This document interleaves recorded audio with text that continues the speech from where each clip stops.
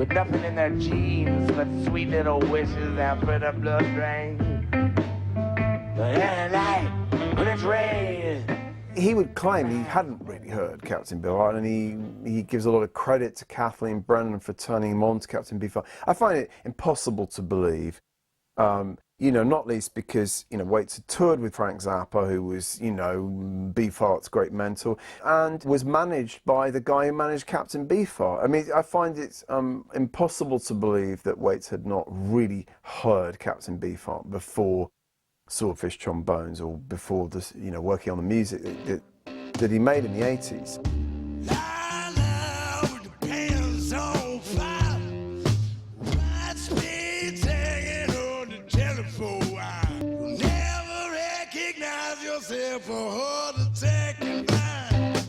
The Beefheart influence does become more palpable, obviously, on Swordfish Trombones and Rain Dogs. The instrumentation, just the quirkiness of the arrangements and the textures, you know, on Swordfish Trombones, whether it's just the use of marimba, which is obviously a very important part of Swordfish Trombones, or whether it's the Beefheart, you know, or rather Howlin' Wolf via Beefheart that you hear on things like 16 Shells and Gin Soaked Boy. You know, that is Tom channeling Howlin' Wolf via Captain Beefheart. I got a belly for you. That lemon was stuff. Now I'm gonna get out. Now I'm gonna get tough. He started using more of the pinched trachea sound in some of his songs. And what I mean by that is before that he was more of a guttural kind of low voice. But then he started using more of the pinched trachea, which is like the Howlin' Wolf or the that kind of sound, you know, where it's more pinched and thin.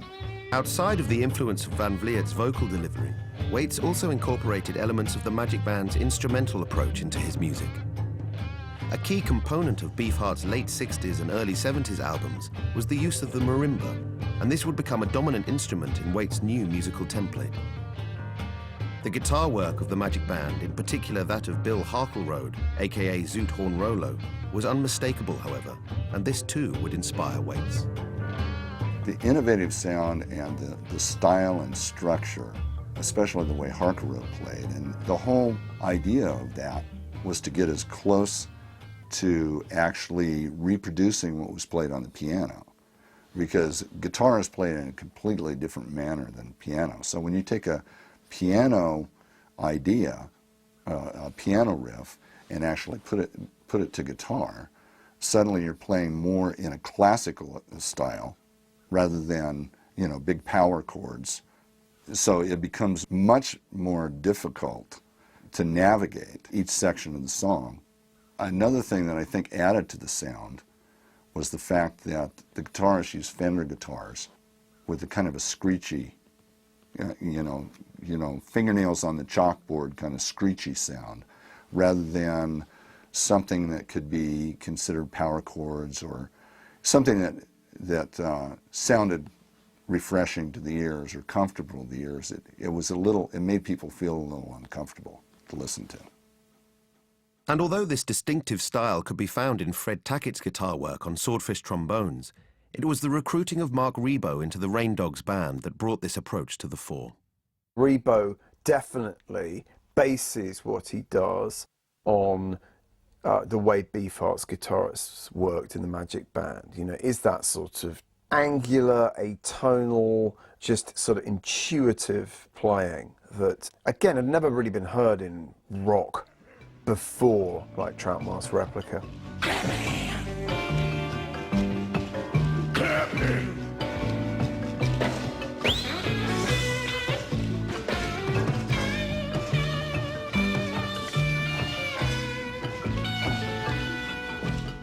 Mark Ribot's guitar playing, what I heard in there was just a faint touch of Zoot Horn Rolo, the ghost of Zoot Horn, you might say, in the background, inspiring that, yeah.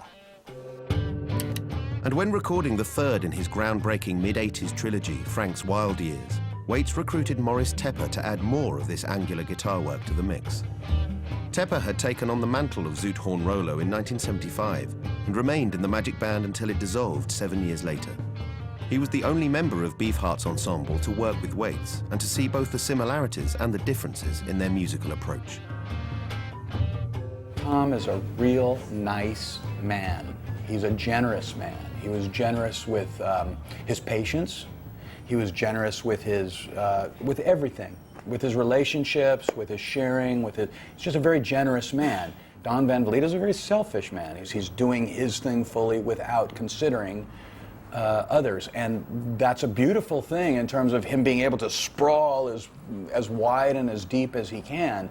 But as a guy to hang out with, you know, it can be abusive, it can be difficult, it can be trying. And with Tom, it was always just really sweet and really fun and really comfortable. And just as Waits brought in Morris Tepper of the Magic Band to add some of Beefheart's sound to his own concoction, he would also be able to bring another rock pioneer directly into his music. Keith Richards, the iconic guitarist with the Rolling Stones, was someone who would seemingly have little in common with Waits' pre-Swordfish Trombones output. Yet as he became more open to new sonic avenues, he embraced the Stones' work and their very distinctive and visceral take on American roots music. Having started out as a pop phenomenon in the early 1960s with a number of imaginative blues cover versions, when guitarist Richards and frontman Jagger began writing their own material, the Stones really came into their own. With a tough and uncompromising sound, they cut a far more threatening figure than their rivals. And after first accepting psychedelia only to quickly dismiss it, they had developed by the end of the decade into a totally unique act, with Richards perennially cast as the ultimate rock and roll rebel. If Beefheart sort of welded Delta blues to some kind of, you know, surrealist psychedelia, then Keith Richards and the Rolling Stones welded blues to some decadent, quasi-aristocratic idea of evil, shall we say. You know, that's what the Stones managed to do in the late 60s through to Exile on Main Street.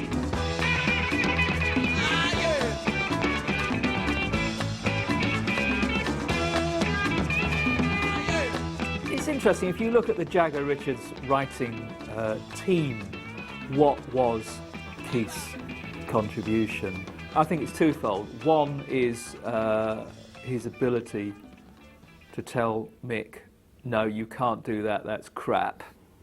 And the other, of course, is the riff. And there's just something about a Keith Richards riff, whether it's down to the open tunings that Ry Cooder allegedly showed him or what. But a Keith Richards riff is immediately identifiable. I mean, it really couldn't be anybody else. It couldn't even be Mick Taylor or Ron Wood in the same band. It's a Keith riff, and it is of its own. And you know, that's why he acquired the nickname the Human Riff.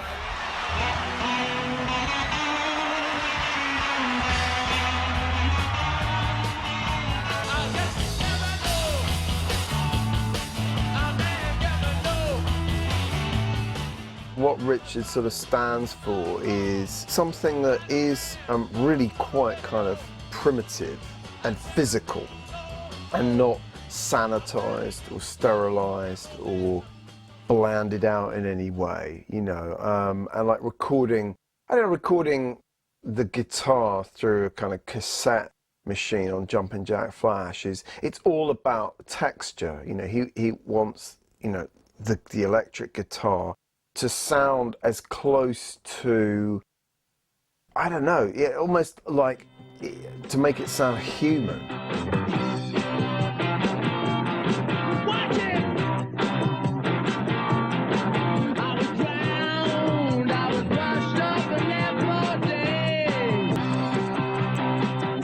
One of the differences between Richards and Mick Jagger is that Keith was never really interested in following fashion. Mick has always been the ultimate follower of fashion. So, you know, whatever the trendy producer of the day is, Mick wants him to do the next Stones album. Keith will say, why the hell do we need them? Psychedelia comes along and the Beatles have made Sgt. Pepper, and Mick wants to make his answer to Sgt. Pepper, and Keith is very lukewarm about the whole thing. So One of the things that Keith Richards has always brought to the Rolling Stones is bringing them back to base one, if you like.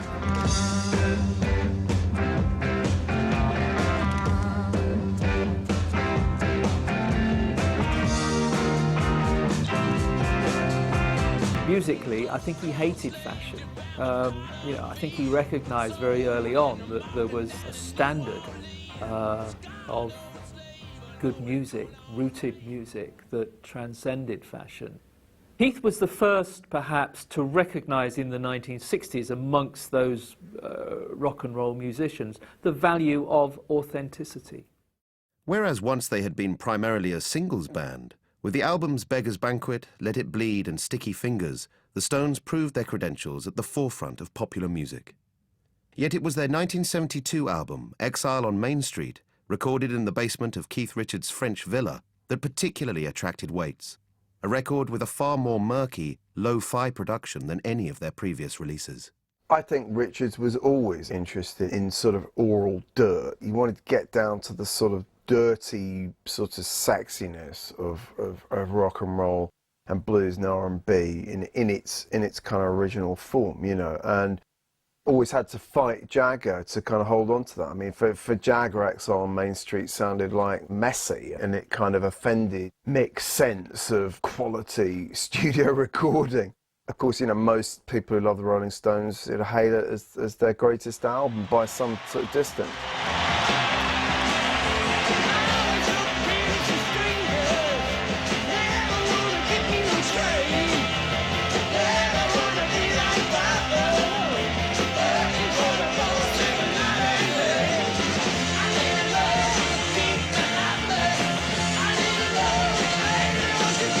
Clearly this registered with Waits and resonated for Waits.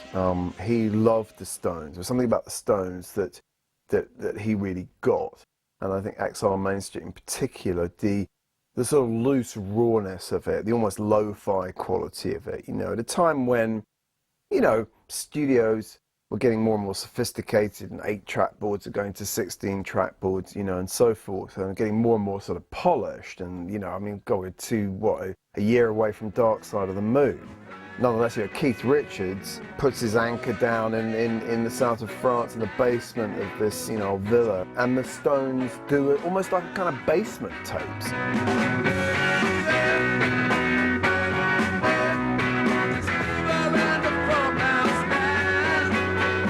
Waits really likes that, the loose funkiness of it, and the way that the Stones really cover the sort of the whole range of kind of American roots musics, you know, from blues to country to gospel. And of course his special favourite is the sort of spaced out gospel track, I Just Want to See His Face, which, I mean, is just fantastic. And Waits claims that that's where he kind of discovers his falsetto voice. Jagger's voice on that track is a big part of where Waits eventually will end up on things like like Temptation and tracks like that. But it wasn't just Jagger's falsetto voice that Waits found appealing. And on Rain Dogs, he invited Keith Richards to contribute his inimitable guitar work to 3 tracks. He would later return to the fold again to add both guitar and vocal support on Waits' 1992 album, Bone Machine.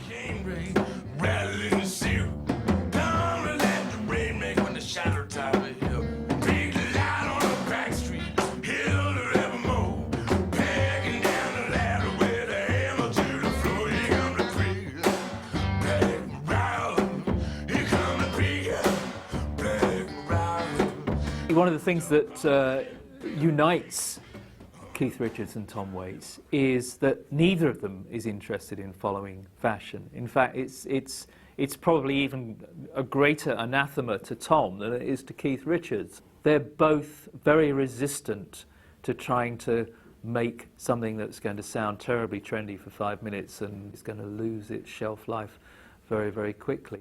You know, what one's got to remember is that in the 80s, when everybody was making horrible, overproduced records with synthesizers and syndromes and click tracks and sequencers and everything midied up in this sort of ghastly way, you know, Waits absolutely turned his back on that. I think Keith Richards' sort of rhythmic guitar style does become yet another thing that Waits builds into his overall sound. And indeed, you know, later on he gets Mark Ribot to sort of do Keith Richards. I mean, you know, there are tracks on Real Gone where it's very clear that Ribot is sort of channeling, you know, Richards and doing a kind of Keith Richards pastiche. You know, I mean, it's absolutely overt. Just as Waits drew influence from Keith Richards, however, the Stones guitarist himself was so motivated by his experiences on Rain Dogs that it contributed to his decision to look back to his blues roots and record a solo album, Talk Is Cheap, released in 1987. It's almost like he saves Richards from the Rolling Stones in the 80s, and stuff that, you know, Richards does on Rain Dogs and then a bit later on Bone Machine is almost like Keith said, oh, thank God I can just like be myself without kind of Mick watching over me, and I can, you know, something like, you know, Union Square or Big Black Mariah is like the most Stonesy music that Richards was able to make up until he did Talk Is Cheap, which is you know, the best Rolling Stones album, you know, after Goat's Head 2 probably.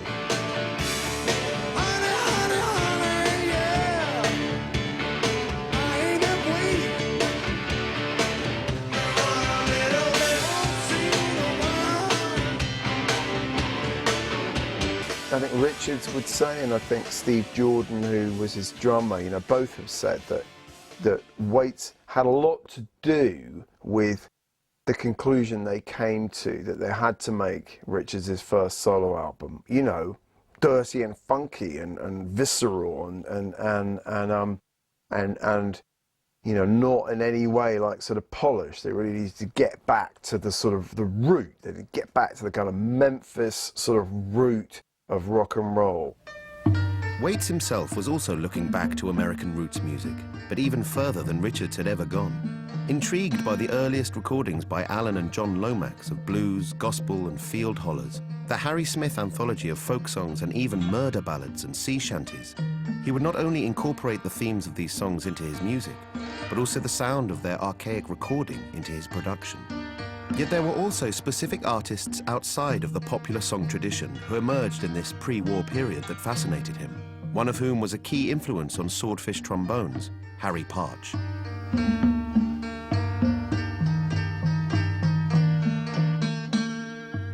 Harry Partch is, to many of us, one of the greatest composers of the 20th century, if not the last millennium. He probably stands out as one of the most imaginative and innovative composers in American music, that's for sure. He lived from 1901 to 1974, and in that time he created 30 or so musical instruments, a tuning system that changed the foundations of what's possible in music. None of that would matter, but he was also a great composer.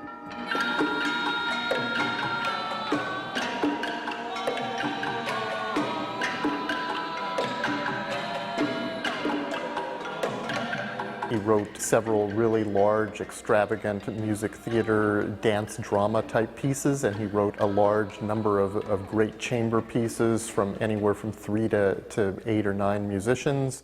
And he wrote an incredible amount of new music for voice that used the singing, speaking voice in a brand new way. Similar to Bukowski, Partch's life before he found some measure of success in the late 1940s had been a hard one. During the Depression, and for a 10-year period, he had lived as a hobo, traveling across America on trains, working sporadically in manual labor jobs.